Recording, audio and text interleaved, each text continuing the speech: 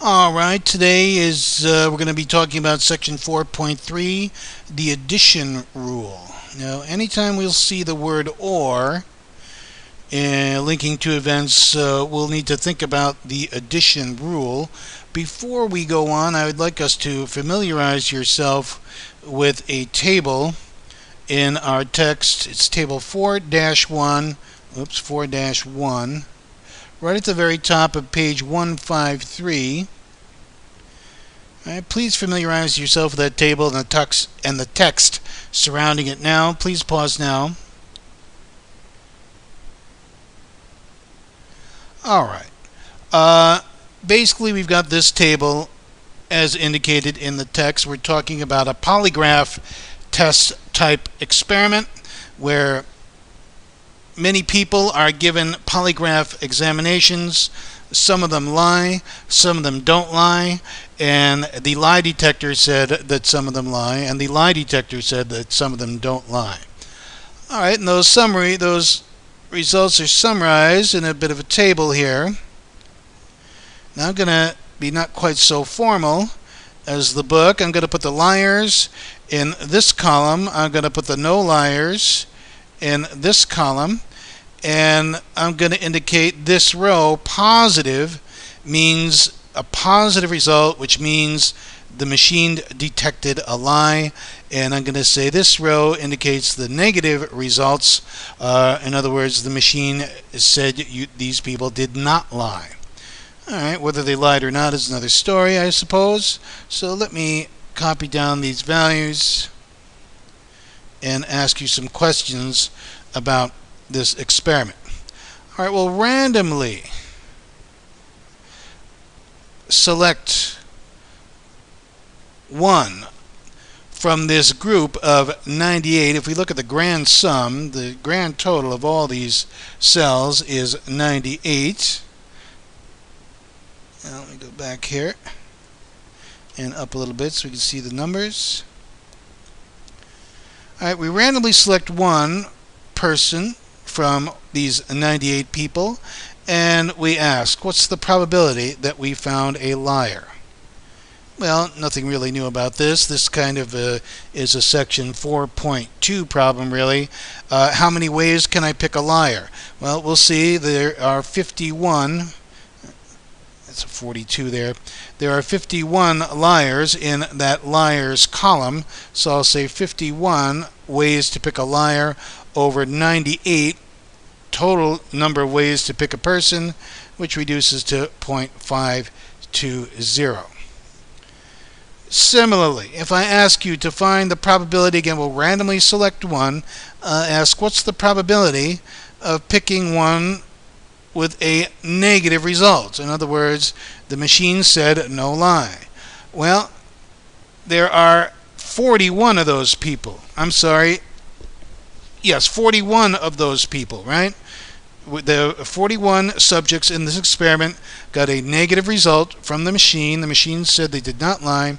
So 41 ways to pick a negative result over 98 total people gives me a decimal value of 0.418. Alright, let me scroll down. Let me recopy that table quickly.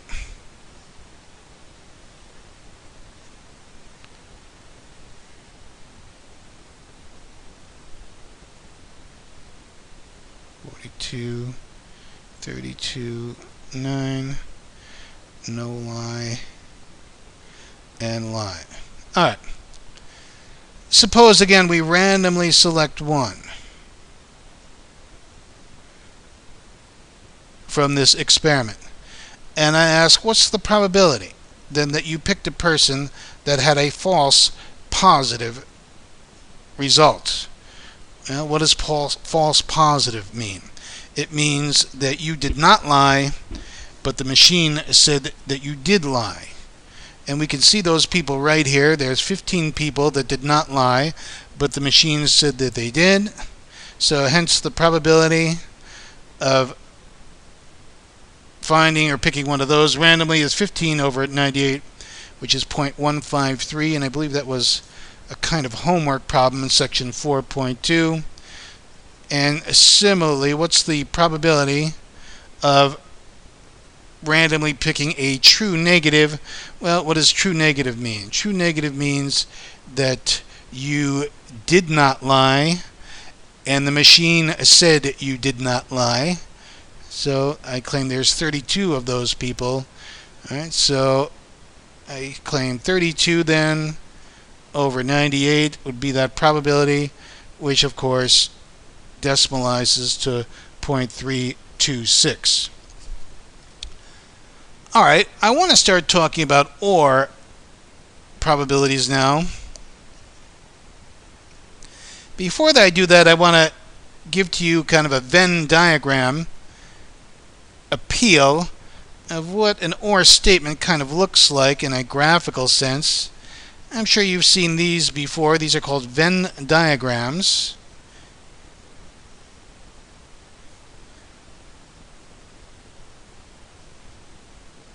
Alright. And I'm going to let circle A indicate all the events that, or all the outcomes that correspond to event EA. And I'm going to let circle B embrace all the outcomes that correspond to event B. And I'm going to let the rectangle be our sample space, the entire universe of our available outcomes, really in any experiment. I think you can see here, if I ask you for the probability of A or B, I'm really asking for all the area I'm highlighting in green there. Okay, all the area covered by those two circles. And graphically, I can appeal to you in this fashion. I claim I can take the area, if I can make the connection between area and probability, is the area of circle A plus the area of circle B. And of course, you're going to tell me that, well, if you add up these two areas, you're going to double count the intersected area. So I can subtract off the intersected area, in other words, the probability of A and B. Alright, it works, this OR situation works similarly in this experiment with liars and no liars. Let me show you what I'm talking about. Again, I'm going to briefly sketch out this table again.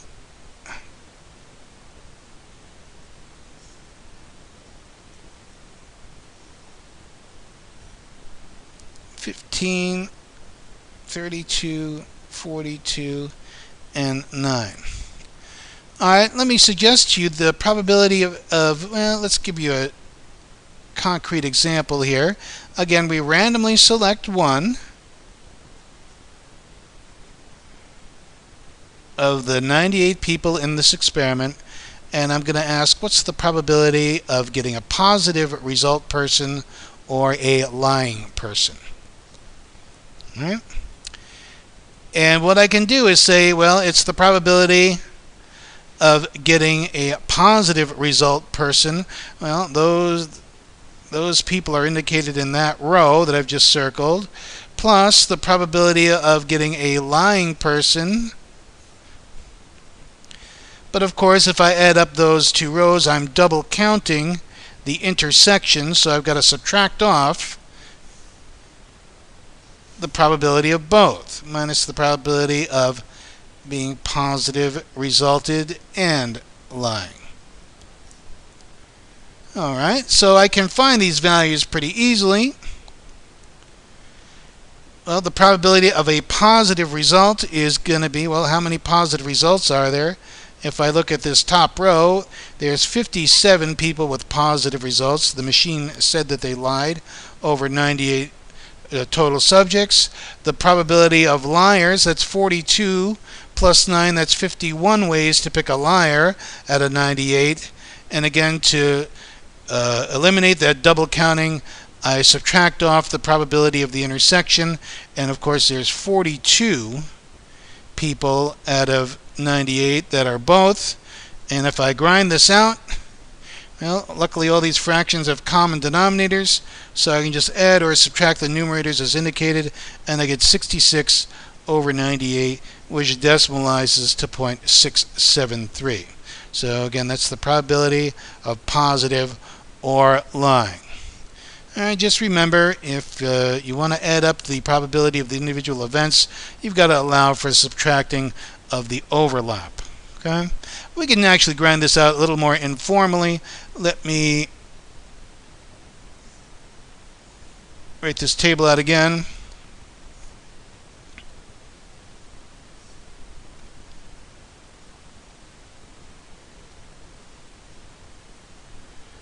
And we got 15, 42, 32, and 9.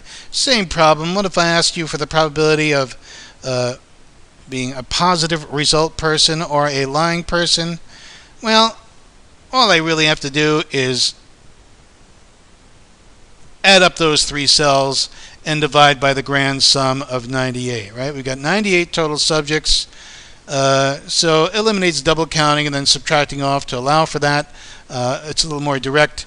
I can just add up these three cells and divide by positive 98. So if I can say 15 plus 42 plus 9 over 98, well, if I add these three values in the numerator, of course I get 66 divided by 98, and I get the same answer. So informally or formally, we can grind out probabilities of OR type situations. Right? So in general, the addition rule applies to OR type events. And this is the formal statement of the general addition rule. The probability of A or B is the probability of A plus the probability of B minus the probability of A and B, minus the probability of the intersection to eliminate the possibility of double counting. Alright. Same idea here. Let's try another one.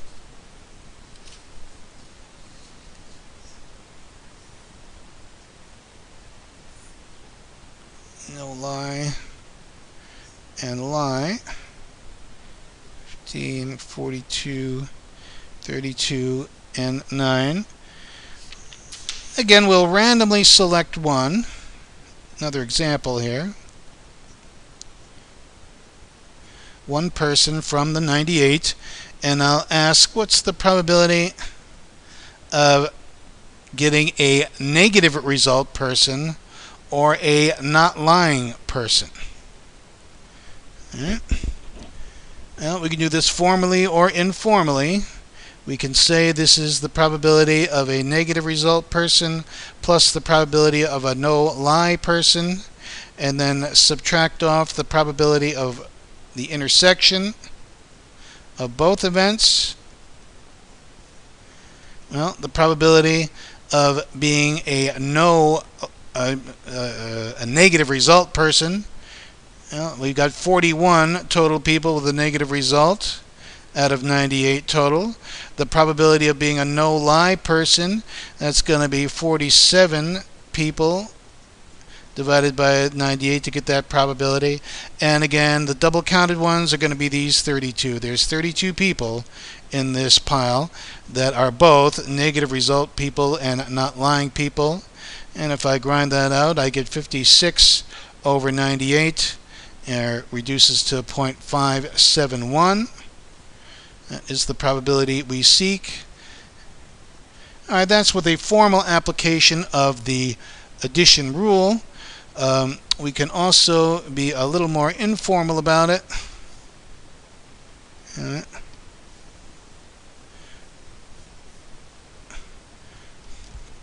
If we say this, in positive, negative, no lie and lie, 15, 42, 32, and 9. If we ask for the probability of negative result or a no liar person, well, again, these, all I really need to do is add up these three cells this row is the negative result. This column is the no liars, so I'll just count each of these numbers once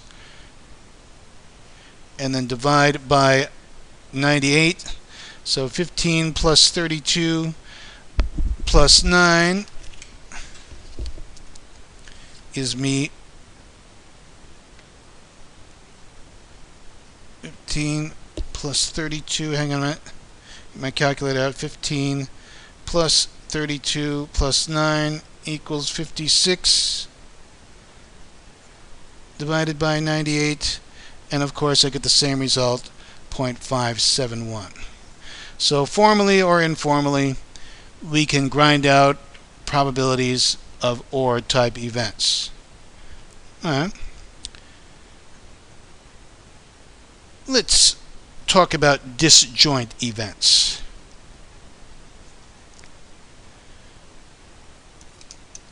What does it mean for an event to be disjoint? All right, once upon a time, these were called mutually exclusive events. All right?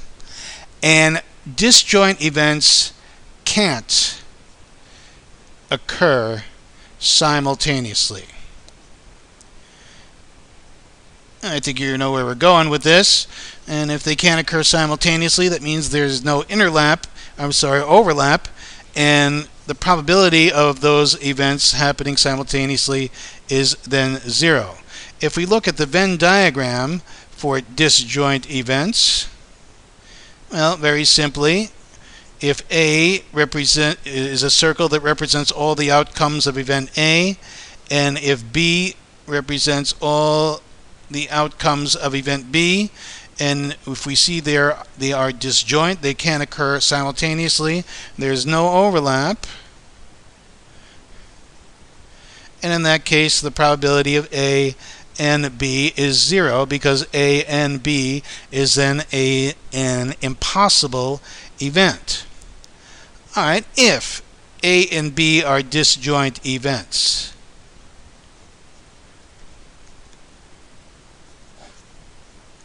that simplifies the addition rule for us.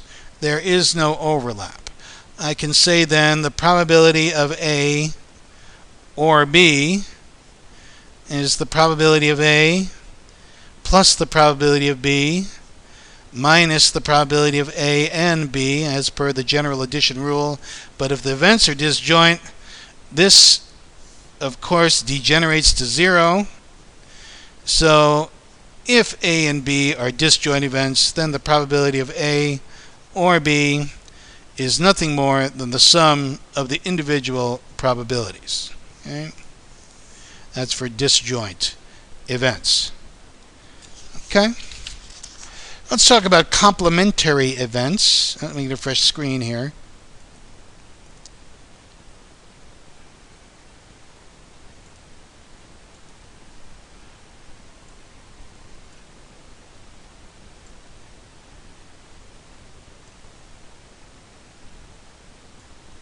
All right.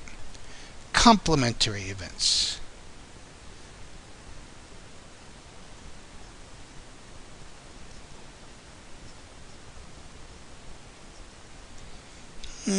What are complementary events? Well, here's some new notation. A bar.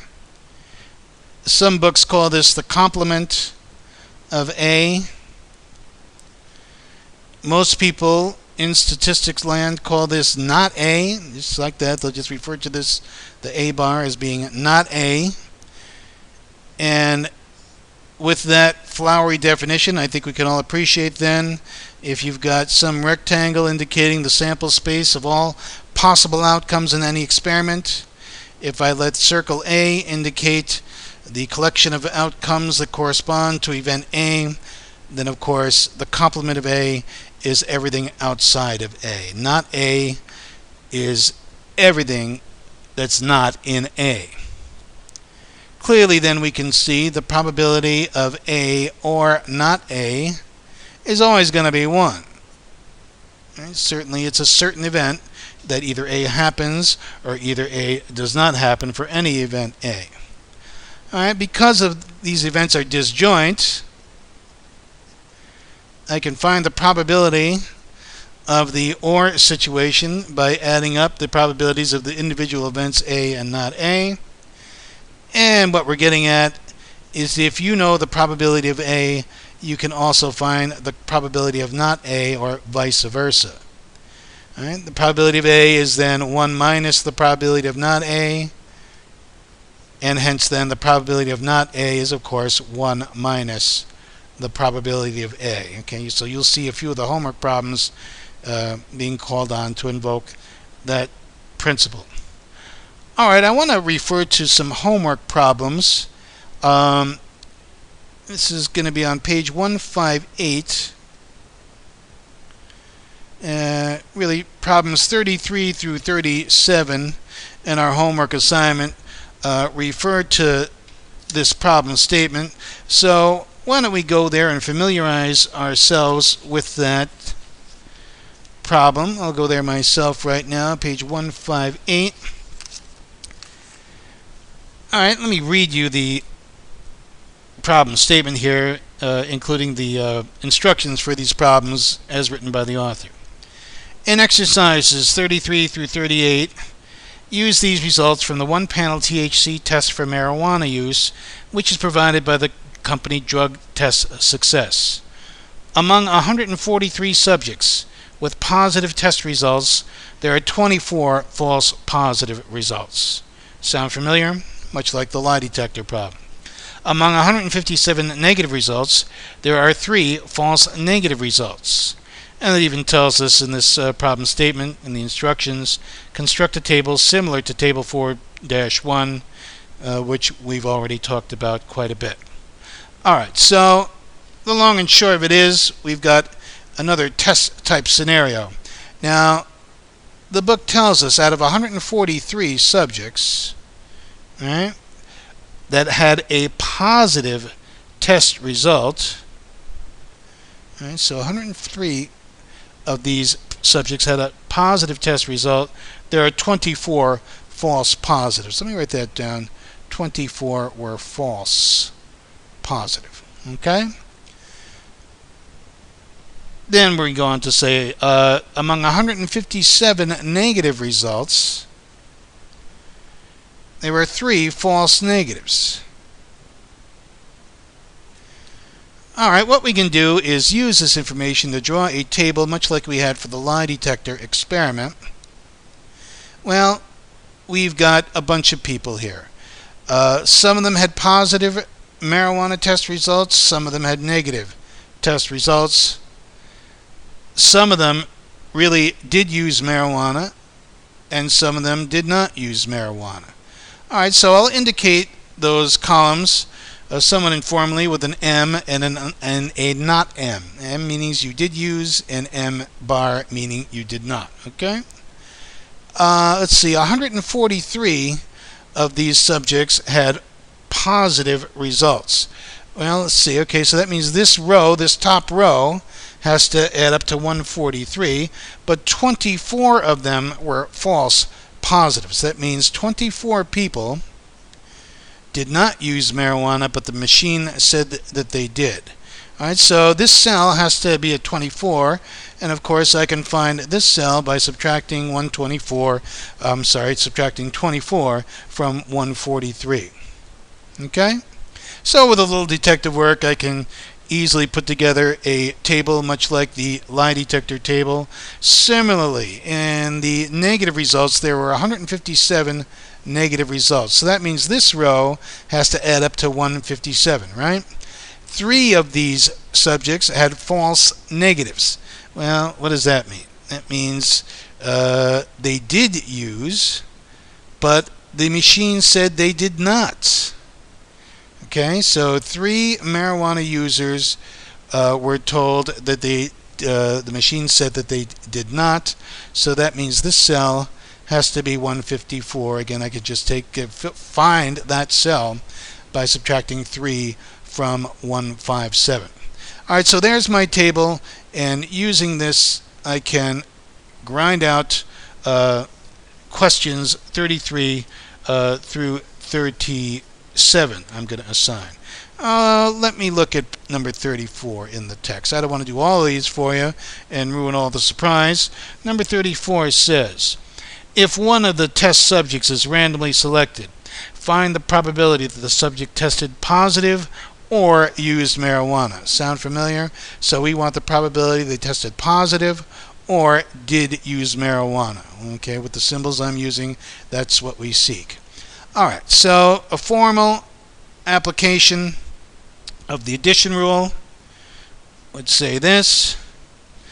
It's the probability of a positive result minus the probability of marijuana use minus the probability of both. And I can get those easily from the table. Well, what's the probability of a positive test result? Well, these many people had positive results, right? So 119 plus 24. Let me punch it out here. 119 plus 24 gives me 143 people, and I've got to divide by the grand sum. Now I forgot to write this down here. We did this previously, and please note the grand sum of all these subjects is 300, and you do have to do a little addition to grind that out. So we're talking about 300 people in this study. Hang on, let me scroll down a little bit. Alright, so the probability of a positive result then is going to be 143 over 300. The probability of finding a marijuana user in this study, well, again, here's the marijuana users. 119 plus 3 is going to be 122 divided by 300 to get their probability. And, of course, we've double counted that row, intersection of that row and column, so I've got to subtract off the probability of both to eliminate double counting, right? So if I add and or subtract these numerators as indicated, luckily I've got a common denominator. I end up with 146 over 300, which turns into a 0.487. Alright, so that's number 34. And again, I'm going to assign 33 through 37. So essentially I've given you a good leg up on those problems. I want to consider another body of problems in the homework assignment before we call it a day. And I'm going to ask us to consider, these are exercises 21 through 26 on page 157. So take a minute to familiarize yourself with that problem. I'll read it here now on page 157. At the very bottom, in exercises 21 through 26, use the data in the accompanying table which summarizes challenges by tennis players based on USA Today. Alright, so basically we are given this table. Now they're referring to electronic calls by the electronic eye in big time tennis, and we've got men and women involved in these challenges to the call, to the umpire's call. You know how it works. The confirm or not the referee's call with electronic Hawkeye system challenges. And was the challenge successful? Let me finish. Challenge successful? And yes or no, I'll indicate in those columns. So we've got men or women challenging calls, and they are successful or not successful according to the results in this table. 126 and 224. Alright. The results are from the first U.S. Open that used the Hawkeye electronic system for displaying an instant replay used to determine whether the ball is in or out of bounds. In each case, assume that one of the challenges is randomly selected. Alright, so we're going to randomly select one of these challenges in this study.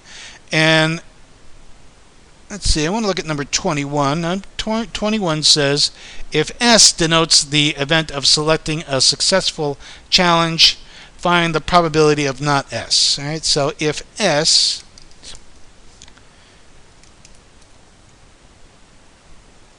the event S denotes successful challenge, find the probability of not S. Well, I'm going to change my table labels a little bit then. If S is a successful challenge, I'm going to change that Y to an S, and I'm looking for the probability of not being successful. I'll then call this column a not S. Okay? Well, if we're randomly selecting one, then the probability that it's not successful, well, is going to be the sum of this column. Those are the not successful ones divided by the grand sum. Now, we've already worked this out, and the grand sum of all these cells is 839. So 839 challengers are involved in this table summary. So out of 839 of these challenges, how many of them were successful? It's the sum of this column, this not successful column, and that's going to be 512. And 512 divided by 839 is 0.610. All right, so let me check the answer in the book. 0.610, there it is. Okay, so no real trouble there. Again, I don't want to do all of these for you. If we ask for 22, if M denotes the event of selecting a challenge made by a man, find the probability of a not man. So let me say if M denotes a man's challenge, in this study, they want us to find the probability of a not man. Well, you and I both know what not man is. It's a woman. So I'm going to change slightly the notation for that column.